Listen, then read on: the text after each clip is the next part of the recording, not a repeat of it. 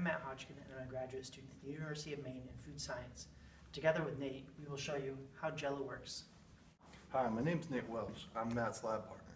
Together, we're going to show you how Jello works. I'm a fifth-year student, food science at UMaine. So what makes Jello work? Well, that would be the gelatin within the Jello. Gelatin is derived from animal byproducts, most of which comes from the protein collagen, which is in animal hides and skins and other sources. There are two stages to the gelatin process. The first stage starts with the denaturation of the triple helix structure of the protein. This involves the unfolding with the addition of heat into an unorganized structure. The second process is the gradual association to form the gel matrix within it.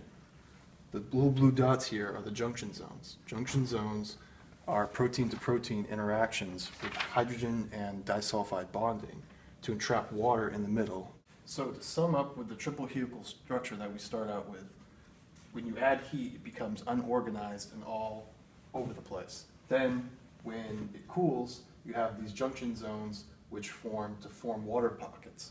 That's formed by the hydrogen bond and disulfide bonds within.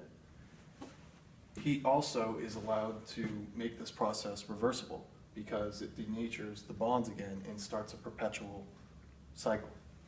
The experiment that we're going to talk about here has to do with the junction zones and the water binding capacity at different concentrations for making a gel.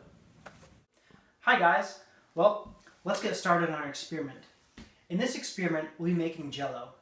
We will be seeing how the gelatin in the Jello interacts with the water and at different concentrations how the Jello might change the structure, or the Jello structure might change because the different amounts of mix we have. In this experiment, we're having 5 different trials. We'll have one control trial. We're making it at the instructions here, but reduced by divided by 4 in order to make it more manageable. And so you have the control, which follows the package instructions, and then we have 4 other concentrations that we've calculated out. One is half as much and a quarter as much as the instructions, and then half more, and then double the amount required in the instructions. And so through this experiment, we're going to see the effect different amounts of gelatin has on the structure, and we'll get started right now. And this is what you're going to need for the experiment. And these are the ingredients for the different treatments. So pour in the mix,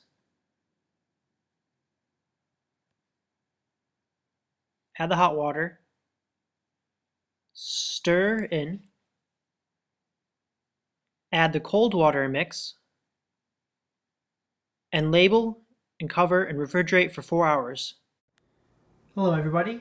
So you can see after 4 hours we have our trials at the end. Let's take a look at the control first.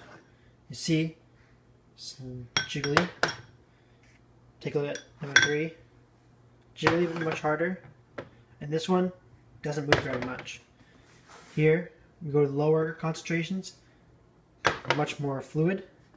And this one even twirls. So let's go in here. You can see that. Much harder. Very hard.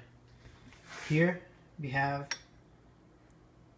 very light, and then almost no solid. So what you learned is that at a higher concentration with gelatin, that there was more protein interaction, and with a lower concentration there was less.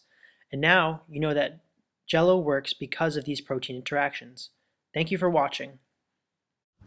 Thanks for watching. Have a great day.